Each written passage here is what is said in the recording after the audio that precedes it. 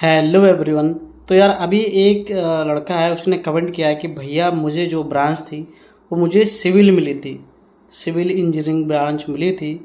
और अब फिर से मेरिट लिस्ट अपडेट हुई है जिसमें मुझे ऑटोमोबाइल ब्रांच दे दी गई है। तो इससे पहले मैंने ये भी बताया था कि मैं जब डिप्लोमा करने आया था तो मुझे वोकेशनल ऑटो मिली थी और मेरिट लिस्ट फिर से अपग्रेड की गई, उसके बाद मुझे ऑटोमोबाइल मिली। ये बात मैंने बताई थी।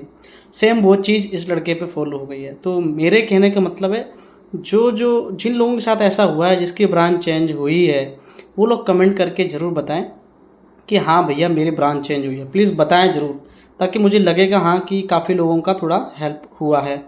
और इसके अलावा फिर मैं यही बात बोलूँगा कि अगर ब्रांच नहीं भी चेंज हुई है तो कोई टेंशन मत लो। हर फील्ड में करियर है, हर फील्ड में करियर है। और बस आपको सही डायरेक्शन में मेहनत करनी है, की स्किल पे काम करना है। कोई कुछ भी बोले कि ये ब्रांच सही नहीं है, वो ब्रांच सही नहीं है, किसी की मत सुनो, बस काम लग जाओ। आप जो काम पकड़ोगे वही काम करने का, जो ब्रांच पकड़ोगे वही ब्रांच आपके लिए बनी है। मान के चलो आपको जो ब्रांच मिली गई है फाइनली और वो चेंज नहीं हुई है, तो समझाओ कि मेरे लिए सिर्फ यही ब्रांच बनी है और मेरा करियर इसी में बनेगा, ये समझ जाओ। क्योंकि कोई चीज़ यहाँ पे बेफजूल नहीं होती है। हर चीज़ का एक वो होता है कि ये इसके साथ ये होना, और आपको ब्रांच मिली है तो समझ लो आपका करियर उसी में है, ज़्यादा कुछ सोचो नहीं। मेरे साथ भी ऐसे ही हुआ था। मैं वोकेशनल ऑटो मुझे मिली थी तो मैं सोच रहा था क्या होगा, मैंने डिसाइड कर लिया कि यही करना है। और देखो आज मैं एकदम सही जगह हूँ कि जो कोई चीज़ मुझे खरीदनी होती है मैं सोचता नहीं हूँ, खरीद लेता हूँ। ऐसा सीन है। तो आपको जो भी ब्रांच मिली है बस आपको वही सोच लो कि मेरे लिए यही है, उसमें ही की स्किल पे काम करो।